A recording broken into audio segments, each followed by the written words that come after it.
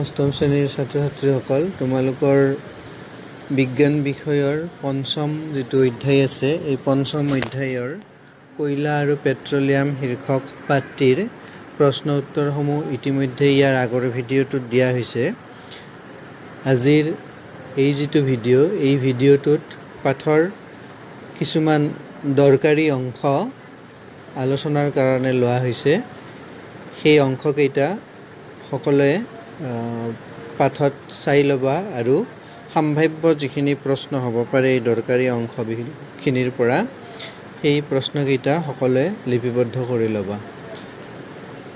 পাঠৰ কিছুমান বিশেষ অংশ ইয়াত আলোচনা কৰাৰ কাৰণে লোৱা হৈছে।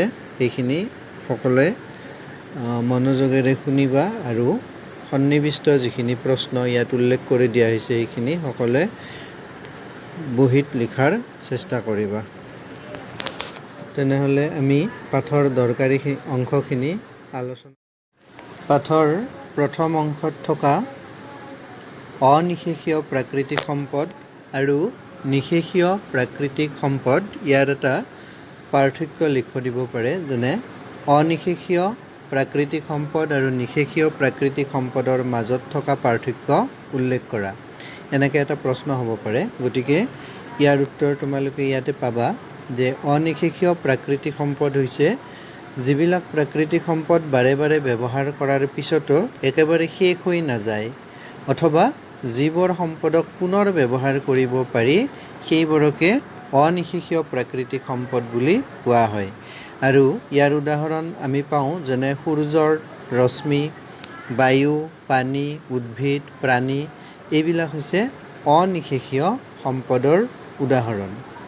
গতিকে এই প্ৰশ্নটোত আমি অনিশেষীয় সম্পদৰ যিখিনি কথা আছে এই কথাখিনি আমি এইখিনি লিখিম। আৰু নিশেষীয় প্ৰাকৃতিক সম্পদ, ইয়াত আমি পাম যে যিবোৰ প্ৰাকৃতিক সম্পদ মানুহৰ ব্যৱহাৰৰ ফলত চিৰদিনৰ বাবে শেষ হৈ যাব পাৰে সেইবিলাকক আমি কি বুলি ক'ম? নিশেষীয় প্ৰাকৃতিক সম্পদ বুলি ক'ম। আৰু এই নিশেষীয় প্ৰাকৃতিক সম্পদবিলাকৰ ভিতৰত উদাহৰণ হিচাপে আমি ল'ব পাৰোঁ যেনে কয়লা, পেট্ৰলিয়াম, প্ৰাকৃতিক গেছ ইত্যাদি আমি নিশেষীয় প্ৰাকৃতিক সম্পদৰ ভিতৰত ল'ব পাৰোঁ। গতিকে অনিশেষীয় আৰু নিশেষীয় প্ৰাকৃতিক সম্পদৰ যি পাৰ্থক্য, এই পাৰ্থক্যটো আমি এইখিনি লিখিলে। ইয়াৰ পিছত আন এটা দৰকাৰী অংশ হৈছে 62 পৃষ্ঠাত আছে। যেনে তাত এটা প্ৰশ্ন হ'ব পাৰে যে কয়লাৰ প্ৰধান উপাদান কি? কয়লাৰ প্ৰধান উপাদান কি বুলি কোৱাৰ লগে লগে ইয়াৰ উত্তৰত আমি ক'ম যে কয়লাৰ প্ৰধান উপাদান হৈছে কাৰ্বন। কয়লাৰ প্ৰধান উপাদান কি? কাৰ্বন। উত্তৰত আমি লিখিম। অৱশ্যে ইয়াত কম পৰিমাণে হাইড্ৰজেন, অক্সিজেন আৰু নাইট্ৰজেন পোৱা যায়। ক'ত পোৱা যায়? কয়লাত পোৱা যায়। কি পোৱা যায়? হাইড্ৰজেন, অক্সিজেন আৰু নাইট্ৰজেন পোৱা যায়। আনহাতে কম পৰিমাণে কয়লাত ছালফাৰো পোৱা যায়। ছালফাৰৰ উপস্থিতিও লক্ষ্য কৰা যায়। গতিকে এইখিনি দৰকাৰী কথা। কি পোৱা যায় ক'লোঁ? হাইড্ৰজেন, অক্সিজেন, নাইট্ৰজেন আৰু ইয়াৰ উপৰিও কম পৰিমাণে ছালফাৰ পোৱা যায়। কয়লাৰ মূল উপাদান কি? আন এটা প্ৰশ্ন যে কয়লাৰ মূল উপাদান হৈছে কাৰ্বন। কয়লাৰ মূল উপাদান কি? কয়লাৰ মূল উপাদান হৈছে কাৰ্বন। গতিকে মৃত উদ্ভিদবিলাক ধীৰে ধীৰে কয়লালৈ ৰূপান্তৰিত হোৱা যিটো প্ৰক্ৰিয়া, ইয়াক আমি অংগাৰীকৰণ বুলি কওঁ। এইখিনি আমি আগতে পাইছোঁ। এইখিনি সকলোৱে চাবা। মৃত উদ্ভিদৰ অৱশিষ্টৰ পৰা সৃষ্টি হোৱা বাবে কয়লাক আমি কি বুলি কওঁ? জীৱাশ্ম ইন্ধন বুলিও কওঁ।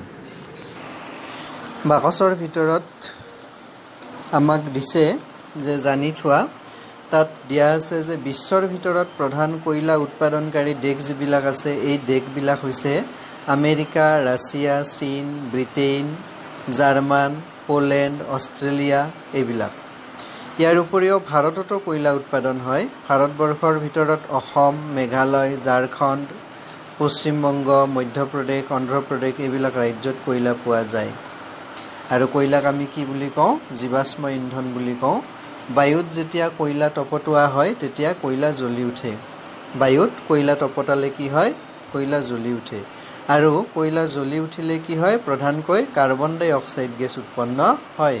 কয়লা যেতিয়া জ্বলি উঠে তেতিয়া কি গেছ উৎপন্ন হ'ব? কাৰ্বন ডাই অক্সাইড গেছ উৎপন্ন হ'ব। কয়লাৰ পৰা বিভিন্ন ধৰণৰ সামগ্ৰী উৎপাদন কৰা হয়। এনে কিছুমান সামগ্ৰী আমি ক'ব পাৰোঁ যেনে কক, আলকাট্ৰা আৰু কয়লা গেছ। এইবিলাক কি হয় কয়লাৰ পৰা উৎপাদন কৰা হয়। কি কক, আলকাট্ৰা আৰু কয়লা গেছ এইবিলাক উৎপাদন হয়। উদ্যোগত কয়লা সংসাধনৰ জৰিয়তে এই সামগ্ৰীবিলাক উৎপাদন কৰিব পৰা যায়। এতিয়া কক কি? আন এটা প্ৰশ্ন হ'ব পাৰে যে কক কি? কক হ'ল কাৰ্বনৰ এটা প্ৰায় বিশুদ্ধ ৰূপ। এই ককবিধ কেনেকুৱা? যথেষ্ট কঠিন আৰু সছিদ্ৰ। ককবিলাকৰ বৰণ কেনেকুৱা? ক'লা। তোমাক প্ৰশ্ন এটা দিব পাৰে যে কক কি, ইয়াৰ বৰণ কেনেকুৱা? আমি ক'ম যে কক হ'ল কাৰ্বনৰ এটা বিশুদ্ধ ৰূপ। ই কেনেকুৱা? কঠিন আৰু সছিদ্ৰ। বৰণ হৈছে ইয়াৰ ক'লা। তীখাৰ উৎপাদন আৰু বহুতো ধাতু নিষ্কাশনৰ ক্ষেত্ৰত কক ব্যৱহাৰ কৰা হয়। চোৱা, কথা কম আছে, কিন্তু প্ৰশ্ন ইয়াৰ পৰা প্ৰত্যেকটো শাৰীৰে প্ৰশ্ন হ'ব পাৰে যে কক ক'ত ব্যৱহাৰ কৰা হয়। তাৰ উত্তৰত আমি লিখিম তীখা উৎপাদন কাৰ্যত আৰু বহুতো ধাতু নিষ্কাশন কাৰ্যত কক ব্যৱহাৰ কৰা হয়। গতিকে মনত ৰাখিবা। তাৰপিছত আছে কয়লা। ই এবিধ ক'লা বৰণীয়া ডাঠ তৰল পদাৰ্থ। কয়লাৰ গোন্ধ কিন্তু বেয়া। কয়লা নহয়, কি কয় আলকাট্ৰা। আলকাট্ৰাৰ গোন্ধ কিন্তু বেয়া আৰু আলকাট্ৰা প্ৰায় 200 বিধ পদাৰ্থৰ এটা মিশ্ৰণ। গতিকে ইয়াত এটা প্ৰশ্ন হ'ব পাৰে যে আলকাট্ৰাত কিমানবিধ পদাৰ্থ পোৱা যায়। তাৰ উত্তৰত আমি লিখিম প্ৰায় 200 বিধ পদাৰ্থ আলকাট্ৰাত পোৱা যায়। আৰু আলকাট্ৰাৰ পৰা আমাৰ দৈনন্দিন জীৱনত ব্যৱহাৰ হোৱা বহুতো প্ৰয়োজনীয় সামগ্ৰী আমি প্ৰস্তুত কৰি ল'ব পাৰোঁ। তাৰ ভিতৰত সাঁচলেখিক ৰঞ্জক দ্ৰব্য কিছুমান, ঔষধ, বিস্ফোৰক, সুগন্ধি আঁতৰ, প্লাষ্টিক ৰং, আলোকচিত্ৰণৰ যিবিলাক সামগ্ৰী, ঘৰৰ ছাল সজা সামগ্ৰী আদি প্ৰস্তুত কৰোঁতে কি কৰা হয়? কেঁচা মাল হিচাপে কয়লা ব্যৱহাৰ কৰা, কয়লা নহয় আলকাট্ৰা ব্যৱহাৰ কৰা হয়। গতিকে কিতাপ, কাপোৰ আদিৰ মাজত থকা বিভিন্ন কীট পতংগ আদি আঁতৰ কৰিবলৈও ব্যৱহাৰ কৰা এবিধ বস্তু পোৱা যায়। সেই বস্তুবিধ সকলোৰে পৰিচিত, যাক আমি নেপথেলিন বল বুলি কওঁ। এই নেপথেলিন দ্ৰব্যবিধ কি কৰা হয়? নেপথেলিন মানে আলকাট্ৰাৰ পৰা প্ৰস্তুত কৰা হয়। গতিকে ইয়াত সন্নিৱিষ্ট ছাত্ৰ ছাত্ৰীসকল, তোমালোকৰ 64 পৃষ্ঠাত আৰু কিছু দৰকাৰী কথা সন্নিৱিষ্ট আছে। তাত পেট্ৰলিয়ামৰ কথা কোৱা হৈছে যে পেট্ৰলিয়াম প্ৰায় 150টা জৈৱ যৌগৰ এটা জটিল মিশ্ৰণ। কিমানটা? 150টা জৈৱ যৌগৰ এটা জটিল সংমিশ্ৰণেই হৈছে পেট্ৰলিয়াম। ইয়াত বিশেষভাৱে এলকেন, এলকিন, এৰিন, চাইক্লোপেৰাফিন, নেপথেলিন এইবিলাক পোৱা যায়। পেট্ৰলিয়ামত কি পোৱা যায়? এলকেন, এলকিন, এৰিন, চাইক্লোপেৰাফিন, নেপথেলিন এইবিলাক পোৱা যায়। আৰু এইবিলাকৰ উপৰিও পেট্ৰলিয়ামত সামান্য পৰিমাণে নাইট্ৰজেন, ছালফাৰ আৰু অক্সিজেন মানে যৌগবিলাকো পোৱা যায়। পেট্ৰলিয়ামক কি বুলি কোৱা হয়? আমি ক'ব পাৰোঁ যে কয়লাক যেনেকৈ ক'লা হীৰা বুলি কোৱা হয়, কয়লাক কি বুলি কোৱা হয়? ক'লা হীৰা বুলি কোৱা হয়। ঠিক এনেকৈ পেট্ৰলিয়ামক কি বুলি কোৱা হয়? পনীয়া সোণ বুলি কোৱা হয়। পেট্ৰলিয়ামক পনীয়া সোণ বা জুলীয়া সোণ বুলি কোৱা হয়। আৰু ইয়াৰ কাৰণ হৈছে যে জুলীয়া সোণৰ ওপৰতে দেশ এখনৰ শিল্প বাণিজ্যৰ অগ্ৰগতিবিলাক নিৰ্ভৰ কৰে। পেট্ৰলিয়াম উৎপাদনকাৰী দেশবিলাক হৈছে আমেৰিকা, চৌদি আৰৱ, Kuwait, Iraq, Libya, Nigeria, Algeria, Mexico আদি। গতিকে পেট্ৰলিয়াম উৎপাদনকাৰী দেশবিলাক কোনবিলাক বা কোন কোন দেশত পেট্ৰলিয়াম উৎপন্ন হয়, তেতিয়া আমি ইয়াৰে নামবিলাক লিখিব লাগিব। ভাৰতবৰ্ষৰ অসম, গুজৰাট, মুম্বাই, গোদাবৰী নদীৰ অৱবাহিকা আৰু কৃষ্ণা নদীৰ অৱবাহিকাত পেট্ৰলিয়াম পোৱা যায়। এইখিনি হৈছে ভাৰতবৰ্ষৰ কোন কোন ঠাইত পেট্ৰলিয়াম উৎপন্ন হয় বুলি যদি প্ৰশ্ন দিয়ে, তেতিয়া আমি অসম, গুজৰাট, মুম্বাই, গোদাবৰী নদীৰ অৱবাহিকা, কৃষ্ণা নদীৰ অৱবাহিকা এইবিলাক ঠাইৰ নাম লিখিলে হ'ব। আৰু ইয়াত এটা প্ৰশ্ন হ'ব পাৰে যে পৃথিৱীৰ প্ৰথম তেল খাদ্য কেতিয়া আৰু ক'ত খন্দা হৈছিল? পৃথিৱীৰ প্ৰথম তেল খাদ্য কেতিয়া আৰু ক'ত খন্দা হৈছিল? তেতিয়া তাৰ উত্তৰত আমি লিখিম যে পৃথিৱীৰ প্ৰথম তেল খাদ্য 1859 চনত আমেৰিকা যুক্তৰাষ্ট্ৰৰ পেনচিলভেনিয়াত কি কৰা হৈছিল? খন্দা হৈছিল। কোন ঠাইত বুলি ক'লোঁ? আমেৰিকা যুক্তৰাষ্ট্ৰৰ পেনচিলভেনিয়া নামৰ ঠাইত প্ৰথম তেল খাদ্য খন্দা হৈছিল। পৃথিৱীৰ প্ৰথম তেল খাদ 1859 চনত। আৰু ইয়াৰ 8 বছৰৰ পিছত আমাৰ অসমৰ ইয়াৰ পিছত পেট্ৰলিয়াম শোধন সম্বন্ধে তোমালোকে অলপ চাবা যে পেট্ৰলিয়াম হৈছে এবিধ অতি গাঢ় তৈলাক্ত পদাৰ্থ। ইয়াৰ গোন্ধ বেয়া পেট্ৰলিয়ামৰ। ই petroleum gas, petrol, diesel, lubricating তেল বা পিচ্ছিলক তেল, খনিজ মম আদি বিভিন্ন উপাদানৰ এবিধ মিশ্ৰণ পেট্ৰলিয়াম। কি পোৱা যায়? Petroleum gas, petrol, diesel, lubricating তেল বা পিচ্ছিলক তেল, খনিজ মম এইবিলাক পেট্ৰলিয়ামত নিহিত হৈ থাকে। পেট্ৰলিয়ামৰ উপাদান হৈছে বিভিন্ন উপাদানৰ মিশ্ৰণ। এই বিভিন্ন উপাদানবিলাকৰ মিশ্ৰণেই হৈছে পেট্ৰলিয়াম। গতিকে পেট্ৰলিয়ামৰ এই উপাদানসমূহক পৃথকীকৰণ কৰা যিটো প্ৰক্ৰিয়া তাক পেট্ৰলিয়াম শোধন প্ৰক্ৰিয়া বুলি কোৱা হয় বা পেট্ৰলিয়াম শোধন বুলি কোৱা হয়। তেল শোধনাগাৰবিলাকত এই শোধন কাৰ্য সম্পন্ন কৰা হয়।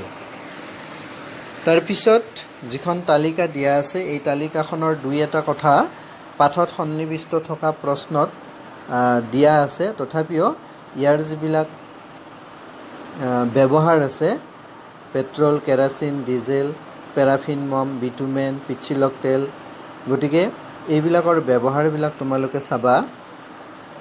আৰু এটা দৰকাৰী কথা আছে বাকচৰ ভিতৰত জানি থোৱাটো যে পেট্ৰলিয়াম আৰু প্ৰাকৃতিক গেছৰ পৰা ভালেমান প্ৰয়োজনীয় পদাৰ্থ পোৱা যায় আৰু সেই পদাৰ্থবিলাকক কি বুলি কোৱা হয়? পেট্ৰ ৰাসায়নিক পদাৰ্থ বুলি কোৱা হয়।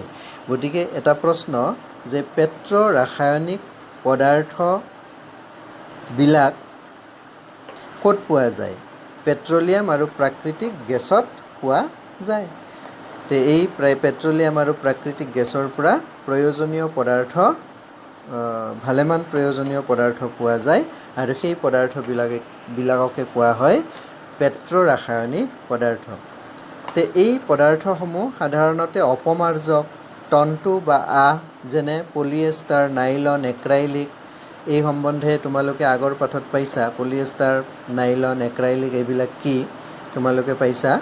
গতিকে পলিথিন আৰু মানৱ নিৰ্মিত যিবিলাক 66 পৃষ্ঠাত মাজতে এটা দফা আছে তাত চাবা দিয়া আছে যে প্ৰাকৃতিক গেছ এবিধ ৰংহীন আৰু গোন্ধহীন গেছ। প্ৰাকৃতিক গেছত কোনো ৰং পোৱা নাযায় বা গোন্ধ পোৱা নাযায়।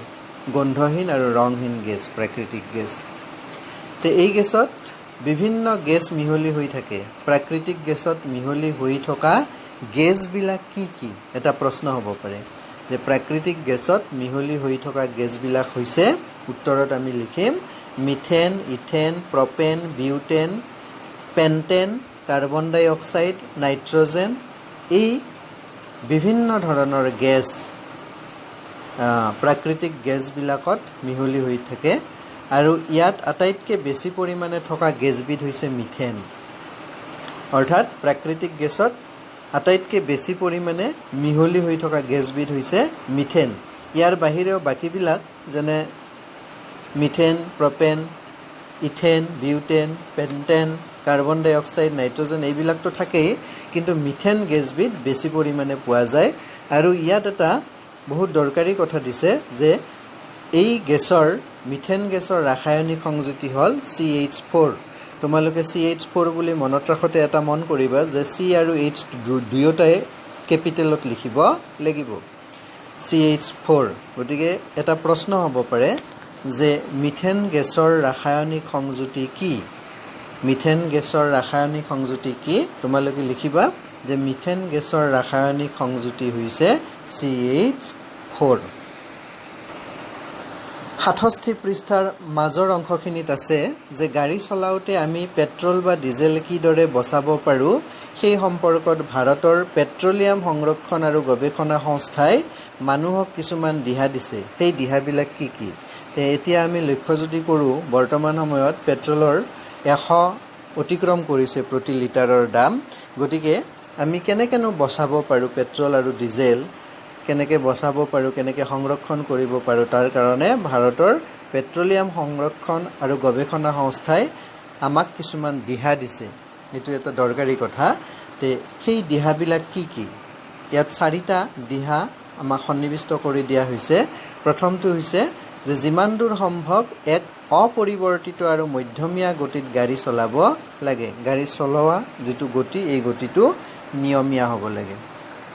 দ্বিতীয়তে কৈছে ট্ৰেফিক পইণ্টত অপেক্ষা কৰিব লাগিলে বা কোনো ঠাইত ৰ'বলগীয়া হ'লে ইঞ্জিন বন্ধ কৰি থ'ব লাগে। আমি সাধাৰণতে ৰেলগেটত ৰখিলেও, বহু সময়লৈকে ৰখিলেও গাড়ী মটৰৰ ইঞ্জিন বন্ধ কৰা সাধাৰণতে দেখিবলৈ নাপাওঁ, কিন্তু বন্ধ কৰা উচিত, কাৰণ অবাবত যথেষ্ট পৰিমাণে তেল খৰচ হোৱা দেখা যায়। তৃতীয়তে গাড়ীৰ চকাৰ ভিতৰত বায়ুৰ চাপ শুদ্ধভাৱে থকাটো নিশ্চিত কৰিব লাগে। গতিকে চোৱাচোন, গাড়ীৰ চকাৰ ভিতৰৰ বায়ুৰ লগতো পেট্ৰলিয়ামৰ এটা সম্বন্ধ আছে, পেট্ৰল বা ডিজেলৰ এটা সম্বন্ধ আছে। গতিকে গাড়ীৰ চকাত কিমান বায়ু থাকে নিশ্চিতভাৱে জনাটো দৰকাৰ, তাক নিশ্চিত কৰিব লাগে। আৰু চতুৰ্থ কথাটো কৈছে যে নিয়মিতভাৱে গাড়ীখন চোৱা চিতা কৰাটো বা গাড়ীখনৰ যত্ন লোৱাটো নিশ্চিত কৰিব লাগে। গাড়ীখনৰ যথেষ্ট পৰিমাণে চোৱা চিতা কৰাটো আমাৰ দায়িত্ব আৰু কৰ্তব্যৰ ভিতৰত পৰে। গতিকে এইখিনি ভাৰতৰ পেট্ৰলিয়াম সংৰক্ষণ আৰু গৱেষণা সংস্থাই আমাৰ বাবে আগবঢ়োৱা কিছু পৰামৰ্শ এই পাঠটিত অন্তৰ্ভুক্ত কৰি দিয়া হৈছে, আৰু এইখিনি আমি যথাসাধ্যে যিমান দূৰ পাৰোঁ মনত ৰখাটো উচিত বুলি আমি ভাবোঁ। তো ছাত্ৰ ছাত্ৰীসকল, তোমালোকক এই পাঠটোৰ যিখিনি দৰকাৰী কথা সেইখিনি আলোচনা কৰি দিয়া হ'ল।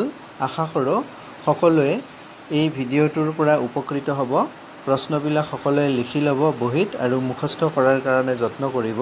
কিন্তু আটাইতকৈ ডাঙৰ কথাটো হ'ল যে সেই পাঠটো ঘৰত কিন্তু সকলোৱে পঢ়াৰ যত্ন কৰিব লাগিব, নহ'লে মাজৰ যি 2-4টা কথা আলোচনাৰ বাহিৰত থাকি গ'ল, সেইকেইটা কথাও কিন্তু আমি দৰকাৰী বুলি বিবেচনা কৰাটো উচিত।